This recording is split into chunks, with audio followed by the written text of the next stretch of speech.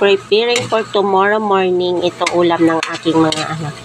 Ginisang, ayan, giniling with tomato. Ayan. So, ayan, may ampalaya siya. Of course, ayan. Yan. Kapag ganito yung luto ninyo mga mother, yung mga anak nyo ay kakain. Aywan ko, sadya lang talagang hindi ako mapait magluto ng ampalaya. Yan. Lalagyan ko na lang ng egg.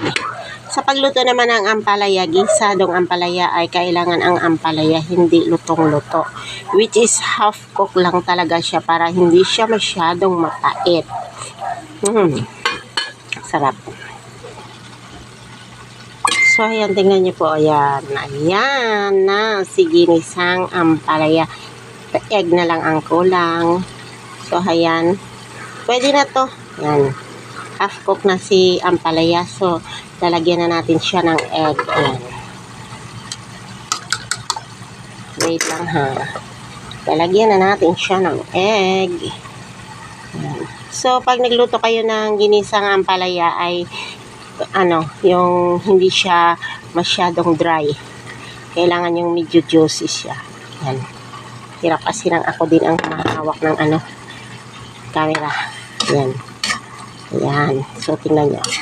Tingnan nyo, kung inyong nakikita, yan, may konti siyang sabaw-sabaw. So, iyan naman mamaya ay mawawala. Tama lang yan, sakto lang para sa pagluto niya. So, hindi siya masyadong tuyong-tuyo.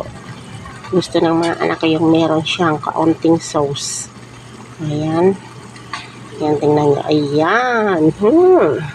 Sino ba namang anak ang hindi mapapaulang kapag ganito ang ulam? Ito para na bukas ng umaga. Ayan. Niluluto ko na ngayon kasi maaga akong maalis. Thank you for watching, guys. Enjoy cooking.